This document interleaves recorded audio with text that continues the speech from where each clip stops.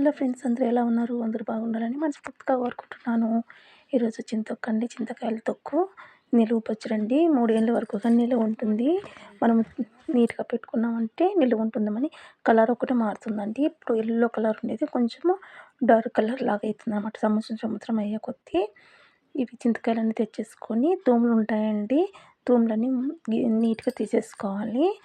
2 సైడ్‌ల తూములుంటాయి. తూములన్నీ గిచ్చేసుకొని నీట్‌గా చేసుకొని కడుక్కోవాలండి బకెట్‌లో.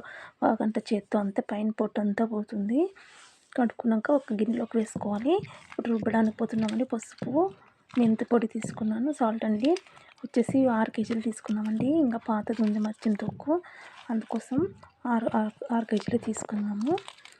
ఇప్పుడు రుబ్బుతుంది కదండి. సాల్ట్ వచ్చేసి 6 కేజీలకి 1.5 ప్యాకెట్ పట్టిందండి మాకి. ఇప్పుడు మనం సాల్ట్ వేసామంటే రుబ్బడానికి ఈజీ అవుతుందన్నమాట. గుండు కదులుతుంది. పసుపు, మెంతిపొడి కూడా వేసేసింది. మెంతిపొడి వచ్చేసి 1/4 కేజీ పట్టిందండి. 6 కేజీలకి వచ్చేసి 1/4 కేజీ మెంతిపొడి పట్టింది. పసుపు మనం చూసుకొని వేసుకోవచ్చండి కలర్ పట్టి. పసుపు కొమ్మలండి ఇవి.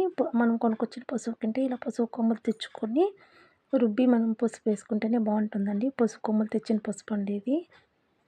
రుబ్బుకోవాలండి. అలా బాగా మెత్తగా రుబ్బుకోవాలి. పిచ్చుకంతా నలిగేలాగా రుబ్బుకుంటే త్వరగా ఊరుతుందనమాట. ఫస్ట్ వచ్చేసి 6 కేజీలు వేసాము. నున్నగా అయిందండి. పక్కన తీసి పెట్టేస్తున్నాము. అంతా ఉట్టి తూరి కాదు కదండి, చిన్నది గుంట కాబట్టి 6 కేజీలు వచ్చేసి 2 తూర్లు రుబ్బాము. అంత నీట్గా తీసేసిందండి.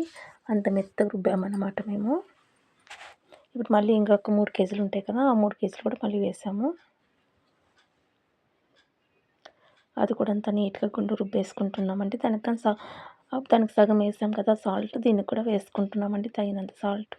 మళ్ళీ మెంతి పొడి అన్నీ వేసుకోవాలి దీనికి కూడాను. దానికి వేసినట్లనే అంతా రుబ్బేది అయిపోయిందండి. రుబ్బినాక ఒక గిన్నెలోకి వేసుకోండి అంతాను. అంతా వేసి ఆ గుండ కడిగింటుంది కదండి, ఆ నీళ్ళు కూడా దాంట్లోకి వేస్తుందన్నమాట. గట్టిగా ఉండకూడదనమాట. కలిపేటప్పుడు జోన్ లాగా వస్తే చింతొక్కు ఎక్కువ రోజులైనా కూడా అలా మెత్తగానే ఉంటుందండి. మనం నీళ్ళు తక్కువ వేసామంటే ఒట్టిపోయినలాగా ఉంటుందన్నమాట. చింతొక్కు అంత టేస్ట్గా రాదు. మళ్ళీ నీళ్ళు అంటే ఎక్కువ కూడా వేయకూడదండి. దానికి తగినట్లుగా వేసుకోవాలి. మళ్ళీ ఎక్కువ వేసుకున్నామంటే తెల్ల బూజు కానీ నల్ల బూజు కూడా వచ్చేస్తుందన్నమాట. చూసుకొని చూడండి, వేసుకొని అలా అంతా చింతొక్కు కలుపుతుందనమాట. అంత ఉప్పు దానికి అంతా పట్టేలాగా కలుపుతుందనమాట.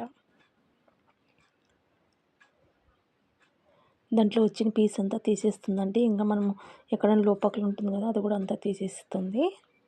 ఇప్పుడు బకెట్ తీసుకున్నామండి. అంతా బకెట్ తీసుకున్నాక దాంట్లోకి కింద పక్క కూడా సాల్ట్ వేస్తుంది. సాల్ట్, మెంతిపొడి, పసుపు కూడా వేసుకోవాలి. దీనికి కూడా కింద కూడా బకెట్లోకి ఎత్తేటప్పుడు. అప్పుడు కుండల్లో పెట్టేవాళ్ళండి. కుండలు ఉంటాయి కదా, చిన్న కుండలు తీసుకొని పెట్టేవాళ్ళు. ఇప్పుడు కుండలు దొరకవు కదా, తక్కువ. అందుకోసం బకెట్లోనే పెట్టేస్తున్నాము. మాది ఇప్పుడు కూడా ఉందండి పాత చింతొక్కు. కలర్ తక్కువ ఉంది. అది కూడా కావాలంటే వీడియో చూడండి, పెట్టాను. కలర్ ఎట్లా ఉంది అని చూపించాను. 3 ఏళ్ళ చింతొక్కు అండి. కొంచెం కలర్ వచ్చేసి డార్క్ కలర్ అయిపోయిందనమాట. చింతొక్కు మాత్రం ఏం కాలేదండి, అలానే ఉంది. అంతా మొత్తం బకెట్కి తీసి పెట్టేసుకున్నాము.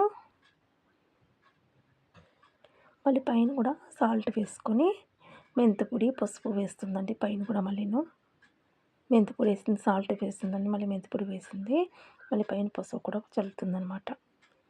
అంతేనండి. అందరికీ ఎంతో ఇష్టమైన చింతొక్కు రెడీ అయిపోతుందండి ఇలా చేసి పెట్టుకుంటే. దానికి పూజ చేసుకోవాలండి. మేము లక్ష్మీలాగా కొలుస్తాము. చింతొక్కు మాత్రం మేము శుక్రవారము, మంగళవారము తీయము. దాన్ని పచ్చడి కూడా చేసుకోమన్నమాట. మిగతా వారాలన్నీ చేసుకుంటాము. అలా తాంబూలంకి వచ్చేసి పసుపు దారం కట్టేసుకొని దానికి బకెట్కి అన్ని బొట్లు పెట్టేసుకొని పూజ చేసేసుకుంటామండి. అంతేనండి, చింతొక్కు రెడీ అయిపోతుంది. నిలువ పచ్చడి అండి. సంవత్సరాలు తరబడి నిలువ ఉండే పచ్చడి చింతొక్కు.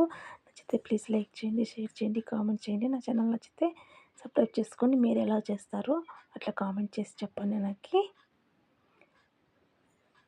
చూడండి, ఇప్పుడు పూజ చేసి పెట్టుకుంటున్నానండి.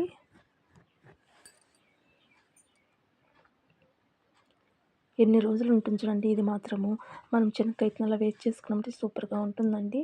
ప్లీజ్ నచ్చితే లైక్ మాత్రం చేయండి.